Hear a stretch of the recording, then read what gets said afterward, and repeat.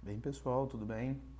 Então, a gente já viu aí, né, sobre a armadura simples e a armadura dupla, que é as maneiras corretas que a gente tem de dimensionar as vigas. A gente já encontrou as áreas de aço.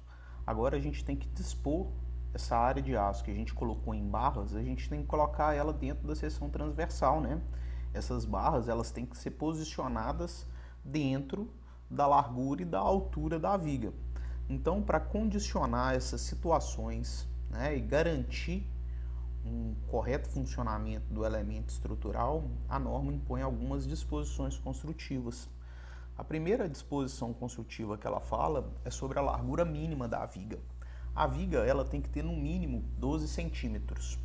Se for viga parede, que é um caso especial que a gente ainda não viu, ela pode até ter, o mínimo é 15.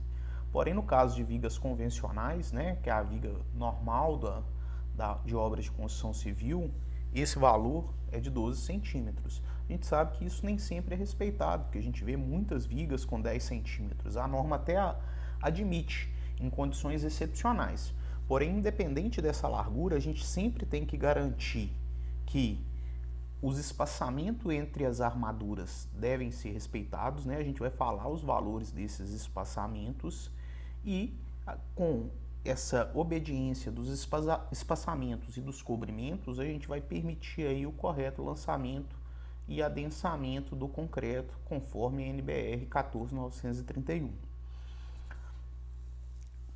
A norma fala, né, que o arranjo das armaduras deve não só atender a sua função estrutural, como também garantir as condições adequadas de lançamento e adensamento do concreto. Dessa forma, a gente vai garantir que não haja segregação dele, né, e não vai dar origem a brocas e perda de resistência final do elemento. Então é muito importante a gente garantir essa disposição das armaduras dentro da seção transversal da viga. Quando a gente vai, então, condicionar essas armaduras, a primeira verificação que a gente tem é o espaçamento longitudinal entre as armaduras. Esse espaçamento horizontal entre essas armaduras, ele é dado lá no item 18.3.2.2 da nossa NBR, é conhecido como HA e é o maior de 3 valores. Esse espaçamento horizontal ele é maior que 20 milímetros, o diâmetro da armadura longitudinal que a gente adotou e 1,2 vezes o diâmetro máximo do agregado graúdo. Ou seja, com relação à brita, a gente admite uma sobra de 20% para a gente garantir que ela consiga passar entre duas armaduras. Então, o maior desses 3 valores vai dar o meu espaçamento horizontal. Caso a gente não tivesse já estipulado a largura, teoricamente, se eu conheço o número de barras que eu preciso, a minha largura mínima da viga, ela teria 2 cobrimentos, um de cada lado, 2 armaduras transversais, que são 2 estribos, também um de cada lado, N barras longitudinais, mais N menos 1 espaçamentos horizontais. Mas na realidade a gente já tem uma largura que vem do projeto. Então, na verdade, a gente vai verificar daquelas barras que a gente está condicionando, quantas barras daquela cabem na primeira camada da viga. Então, o número de barras máximas que cabem na primeira camada, rearranjando aquela equação que eu mostrei, vale a largura da viga menos 2 cobrimentos.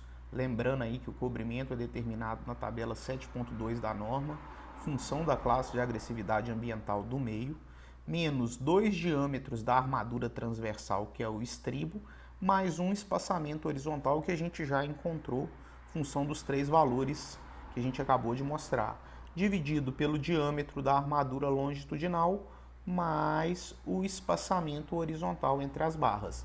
Então a gente acha o número de barras que cabem na primeira camada.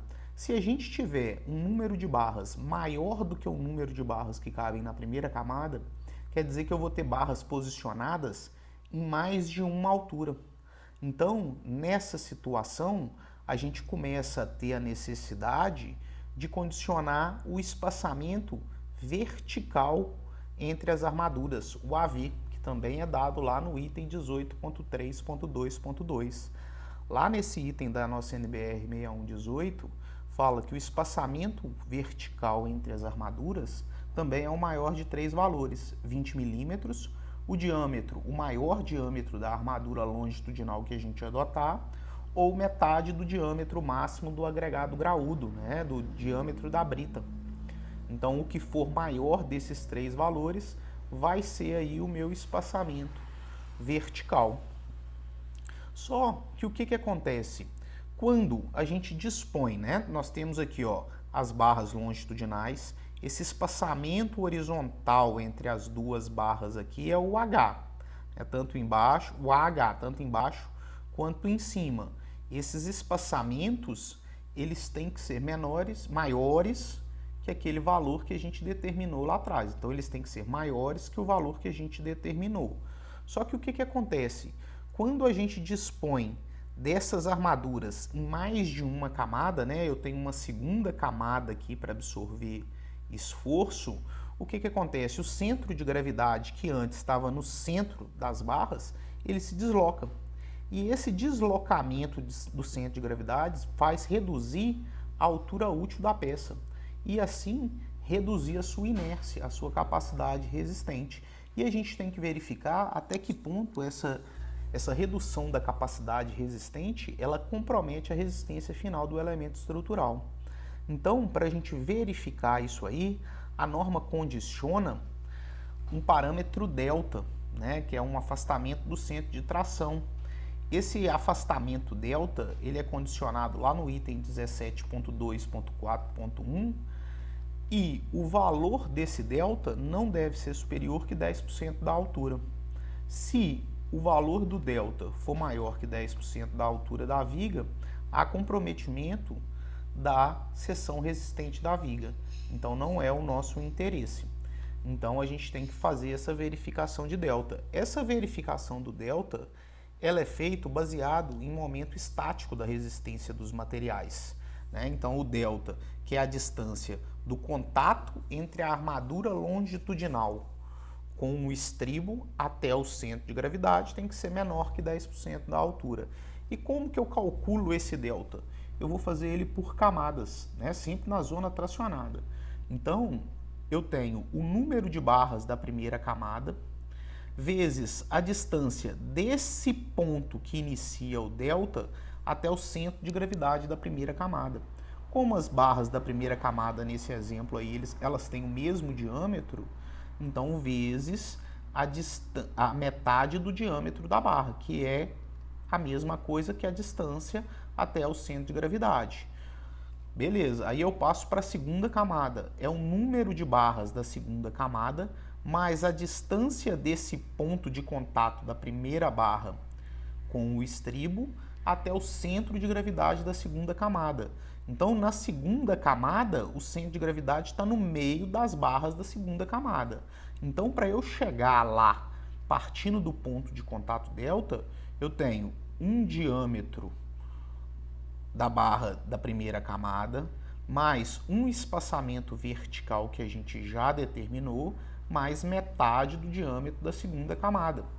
Beleza, aí se eu tiver uma terceira camada, da mesma maneira, vai ser o número de barras da terceira camada que multiplica a distância desse ponto de início do delta até exatamente o centro de gravidade da terceira camada, que nesse caso vai valer o diâmetro da primeira camada, mais um espaçamento vertical, mais o diâmetro da segunda camada, mais outro espaçamento vertical, mais metade do diâmetro da terceira camada, que é onde está o centro de gravidade. E eu posso continuar com essa conta em função de quantas camadas eu tiver de armadura. E eu vou dividir essa somatória pelo número total de barras. E esse valor que eu encontrar para delta tem que ser menor do que 10% da altura. Se for maior, a viga não atende, ela tem perda de resistência em função do deslocamento do centro de gravidade das barras. Então a gente teria que readaptar, né, diâmetros ou modificar a seção transversal, porém essas barras que a gente estipulou, elas não seriam adequadas para a gente fazer essa viga, tá? Então é muito importante a gente fazer essa verificação do delta. Então, tudo ok, a gente parte para a área de aço mínima, né? Todo elemento estrutural ele tem que ter uma quantidade de aço mínima, que a norma condiciona uma quantidade mínima para suportar de maneira adequada, no mínimo, o seu esforço devido ao peso próprio. Essa área de aço mínima, ela é dada em função de um ρ, que é determinado como taxa geométrica de armadura, que é a relação entre a área de aço mínima e a área de concreto da seção transversal. Esse valor de ρ, ele é encontrado lá na tabela 17.3 da nossa NBR 6118, né? Lá a nossa seção é retangular, em função do nosso FCK, a gente vai achar aí os valores de ρ, sempre em porcentagem. Por exemplo, para um concreto C25 com seção retangular, o ρ valeria 0,15%. Então a gente conseguiria dessa maneira achar a área de aço mínima. Tudo que tem um mínimo tem um máximo, e a norma condiciona lá no item 17.3.5.2.4 que a área de aço máxima da viga, somando-se a área de aço tracionada mais a área de aço comprimida, tem que ser menor ou igual a 4% da área de concreto. Se alguma dessas condições normativas não forem garantidas, o nosso elemento estrutural ele não consegue desenvolver a sua função corretamente. Então ele tem que ser revisto. Caso atenda a tudo, o elemento está perfeito e a gente pode ir aí, que é o próximo conteúdo, né, que é para o dimensionamento dos estribos.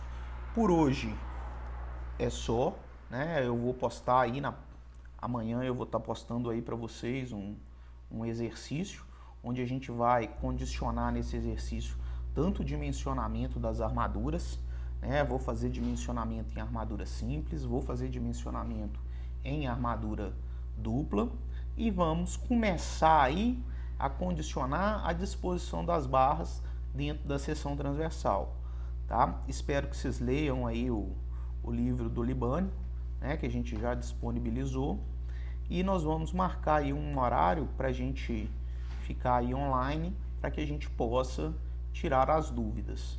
Tá joia? Um abraço, até a próxima.